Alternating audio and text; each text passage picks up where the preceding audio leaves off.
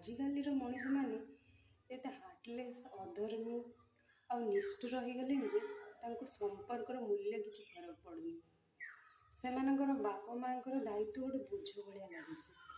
ବାପା ମାଆଙ୍କର ସମ୍ପତ୍ତି ଦରକାର, ଭାଗରେ ମା ପିନ୍ଧିଥିବା ଗହଣାର ସମ୍ପତ୍ତି ଦରକାର, କିନ୍ତୁ ସବୁ କଥା ଦରକାର, କିନ୍ତୁ ବାପା ମାଆଙ୍କର ହେଫାଜତ କରିବେନି, ଦାୟିତ୍ୱ ନେବେନି, ସେଇଟା ଦରକାର ନାହିଁ। ଯେତେବେଳେ ନିଜର ଆବଶ୍ୟକତା ଥିଲା ସେତେବେଳେ ବାପା ମାଆ ତମକୁ ତ ରଖୁଥିଲେ, ତମେ ଯେତେବେଳେ ଛୋଟ ଥିଲା ସେତେବେଳେ ତ ରଖୁଥିଲେ।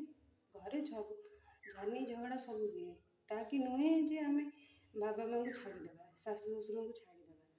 ଶାଶୁ ଶ୍ୱଶୁରଙ୍କୁ ଛାଡ଼ିଦେବାଟା କ'ଣ ଭଲ କଥା?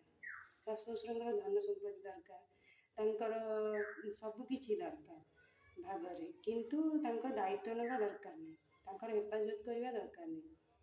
ସେଇଟା ସିଏ ଜନ୍ମ କରିଥିବା ସବୁଠୁ ଅମୂଲ୍ୟ ତାଙ୍କର ଜୀବନସାରର ସଞ୍ଚୟ ତାଙ୍କ ପୁଅ ଦରକାର, କିନ୍ତୁ ସିଏ ଦରକାର ନାହାନ୍ତି।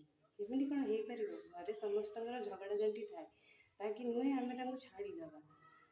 ଜଣେ ଜଣେ ଥାଆନ୍ତି ଚିଡ଼ାନ୍ତି, ଇରିଟେଟ୍ କରନ୍ତି, ତା ବୋଲି କ'ଣ ଆମେ ତାଙ୍କୁ ଛାଡ଼ିଦେବା? ଛାଡ଼ିଦେବାଟା କ'ଣ ସମାଧାନ? ଆମେ ଯଦି ଛାଡ଼ିଦେବା ଆମ ଫ୍ୟୁଚରରେ ବି ସେମିତି ଆମ ପିଲାମାନେ ଆମକୁ ଛାଡ଼ିଦେଲେ ସେତେବେଳର ପରିସ୍ଥିତି ଆମକୁ କେତେ କଷ୍ଟଦାୟକ ଦେବ ସେତେବେଳେ ଅନୁଭବ ହେବ। ବର୍ତ୍ତମାନ କିଛି ଲାଗିବନି, ବଳ